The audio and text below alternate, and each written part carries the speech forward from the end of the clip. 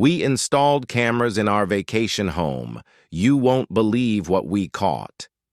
Imagine this. You've worked all year, saved every penny, and finally planned that dream vacation to your peaceful getaway home.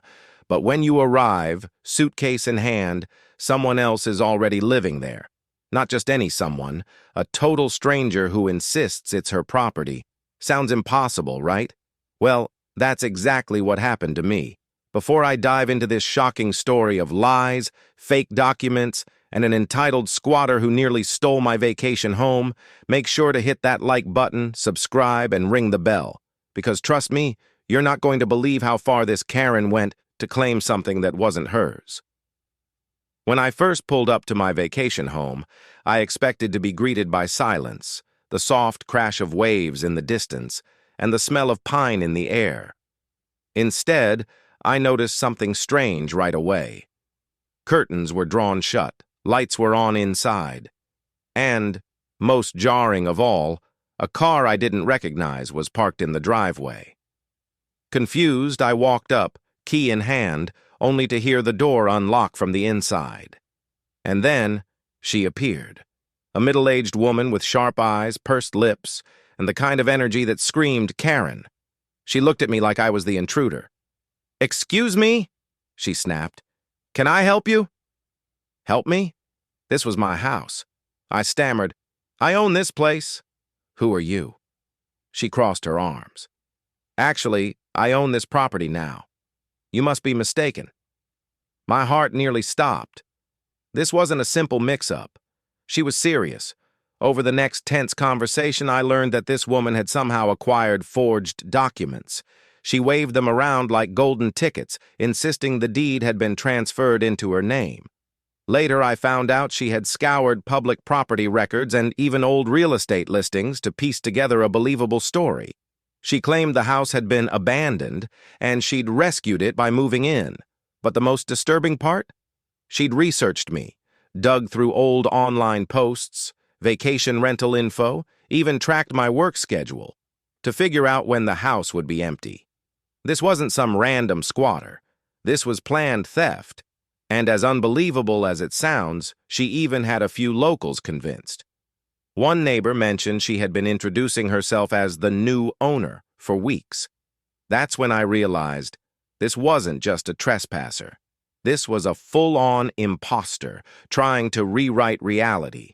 Things escalated quickly. The first night, I stayed at a nearby motel because the last thing I wanted was to get into a shouting match, or worse, with a stranger camped out in my own house. But I wasn't about to let it slide. When I returned the next morning, I noticed my security cameras had been tampered with. She had covered one with tape and unplugged another. Luckily, my doorbell camera was still rolling, and it captured her dragging in bags of groceries and furniture, as if she planned to stay forever. I confronted her again, this time recording everything on my phone. She didn't even flinch. "You can call whoever you want," she sneered. "This is my home. I've got the paperwork to prove it." So I did call someone, the police. But here's where things got messy. Squatter laws can be complicated, and the officers explained they couldn't just kick her out on the spot. They needed to verify ownership, and with her forged papers in the mix, it was suddenly my word against hers. That was my first big shock. The legal maze wasn't on my side, not immediately. I left the station with more stress than answers. Meanwhile, the community was buzzing. Some neighbors were horrified for me, dropping by to show support. Others weren't so sure. After all, Karen had been parading around for weeks, convincing people she was the rightful owner. A few even asked me if I had sold the place. It felt like I was living in a twisted soap opera where reality itself was being rewritten by a bold liar. I knew if I wanted to get my home back, I had to get serious. That meant evidence, lots of it. First, I pulled out my actual deed and mortgage statements.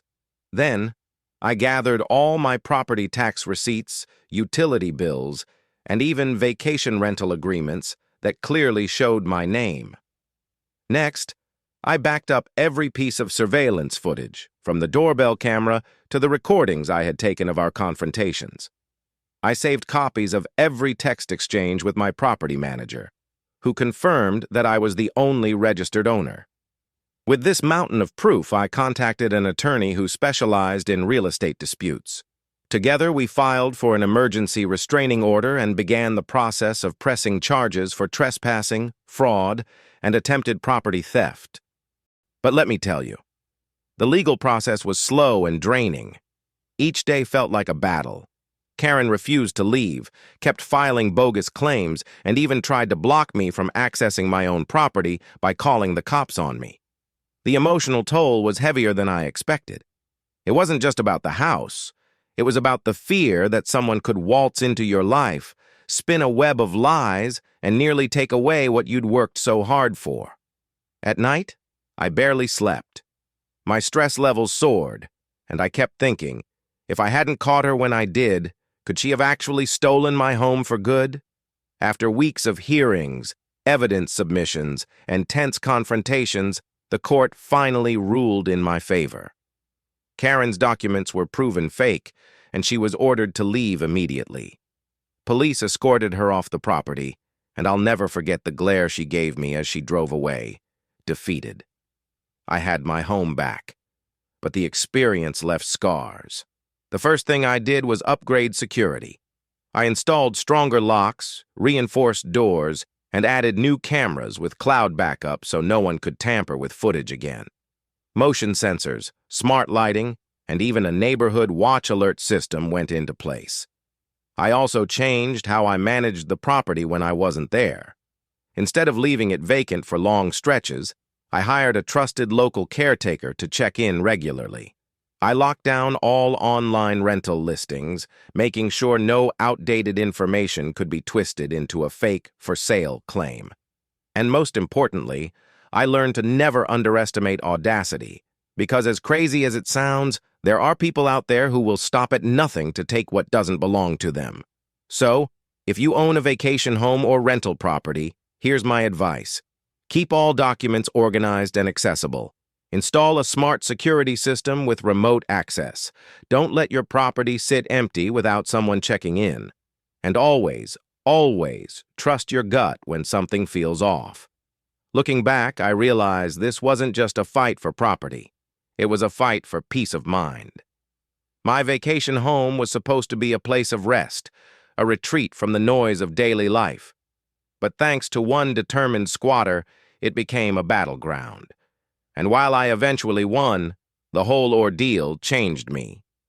Now, every time I pull into that driveway, I take a moment to check the windows, scan the cameras, and breathe a sigh of relief knowing the house is truly mine. The strangest part? A few locals still talk about Karen. Apparently, after she was kicked out, she tried pulling similar stunts elsewhere. It's almost like she couldn't stop herself from chasing the fantasy of owning homes that weren't hers. At the end of the day, this story isn't just about a squatter. It's about the boldness of entitlement, the cracks in our legal systems, and the resilience it takes to protect what you love. And if you take nothing else away from my story, remember this. Sometimes the biggest battles in life aren't against storms or bad luck. They're against people who think they can rewrite reality to suit themselves. So, what do you think? Was this the boldest Karen story you've ever heard, or have you seen something even crazier? Drop your thoughts in the comments. I'd love to hear them. If you enjoyed this story, don't forget to smash that like button, subscribe, and share this video with anyone who needs a reminder to secure their property. At the end of the day, my vacation home is safe, but the lesson is clear. Stay alert, stay protected, and never underestimate the power of audacity. Thanks for watching, and until next time, stay safe and keep your keys close.